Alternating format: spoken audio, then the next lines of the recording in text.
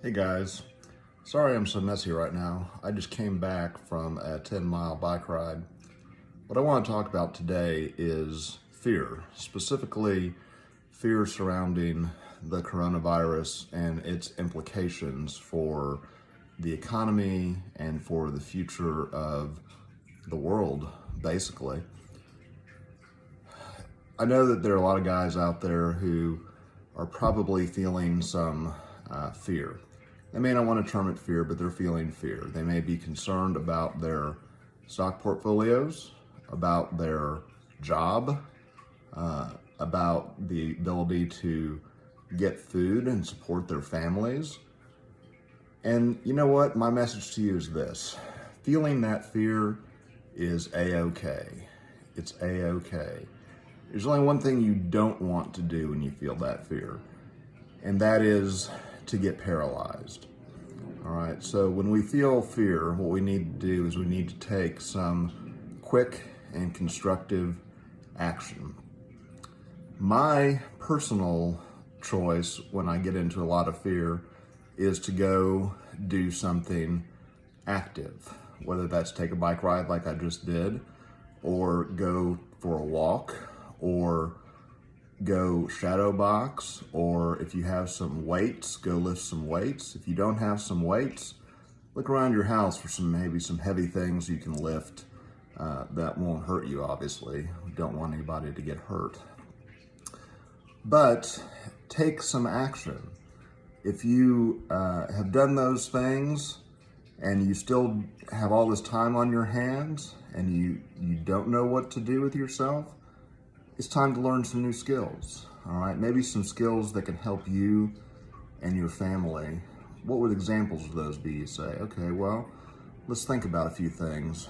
One is, it would be a good idea to know how to work with wood and metal so that if you need to make things for yourself or for your family in the future, you have those skills, okay? If you don't know how to cook, guys, speaking to you, if you don't know how to cook, start learning how to cook. You never know when you're going to need to provide your own food. Along that same vein, if you live in an area where there are woods, go and start acquainting yourself with the plants in that area. Start finding out which plants are edible, which are inedible, and which can be used for various kinds of medicine. Because let me tell you, all those plants exist on this planet. So you don't know what they look like, start going and finding out what they look like. If you don't want to deal with plants, then start going and observing the animals that are in your area. Find out how you would need to actually hunt an animal, how you might have to stalk an animal if you were really desperate for food, right? Maybe start acquainting yourself with where some other water sources are. We can't always be sure that we're going to get water out of a tap anymore, so let's start thinking about where we might be able to find some water. You know, those things will at least, if they do nothing else, they'll expose your mind to something that you probably haven't thought about. They'll reduce some of your anxiety, and they'll give you something to do, which is very important during these times where we are just kind of mostly stuck indoors. I'm suggesting get out, do some things, and start thinking about the future, because, you know, I don't know what people who watch this, I have no idea what your situation in life is. But if you're an employee of somebody, let me tell you that this is a great time to start thinking about entrepreneurial things you can do, if nothing else, as a sideline. I think that if you're an employee of somebody right about now, you're starting to realize just how dependent you are on that job, on that paycheck, and that's not good. It's never good to be dependent on another for your survival, okay? We've been taught that that's what we should do, that we should go to college and get a good paying job and buy a house and all those things. And, you know, there's something to be said for those things.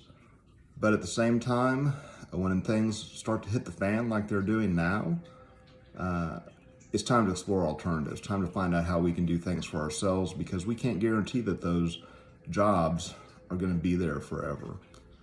Now, if you're an entrepreneur already, then start thinking of things that you can do for people in your community. Start thinking about how you might be able to help them, and start thinking about how you can do other things.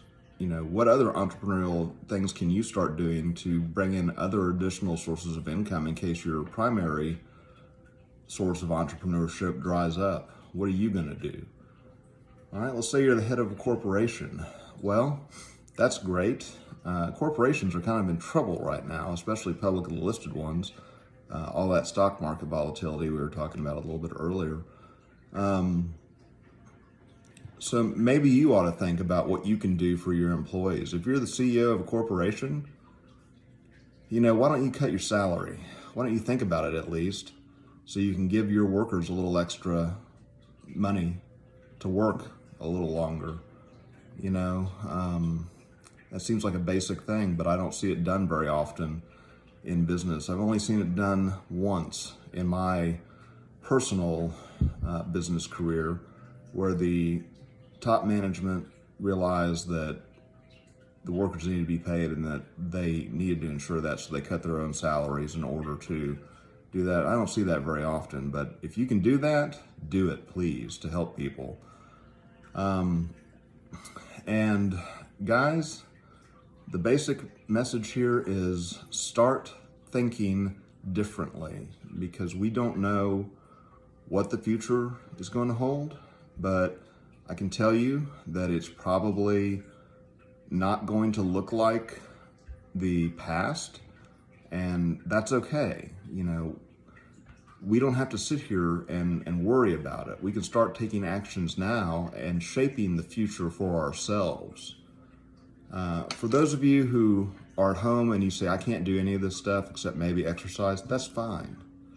That's fine. There's something else that I want to tell you, and it seems kind of antithetical to what I've already said, but here's the deal, guys. The pace that we've been under for the last century is a pace that was suited for the Industrial Revolution. All right, and we're way past the Industrial Revolution now, and we need to start to say, okay, we need to slow down. All right, we need to take care of ourselves as human beings as well as economic entities. Okay, we need to be more than just a cog in the machine. We need to start taking back our humanity and saying it's okay to slow down.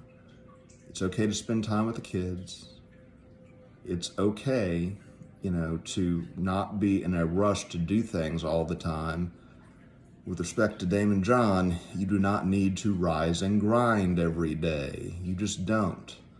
What you need to do is you need to rise and take care of your responsibilities. But you don't have to do that in a way that makes you anxious and stressed. All right, you can just take it one step at a time. And if you put something on a to-do list and it doesn't get done, do it tomorrow or do it when you can, but don't stress about it. So that's kind of the introduction to the coronavirus and how to handle it in my personal view, and I hope it's helpful for some of you. Thanks. Bye.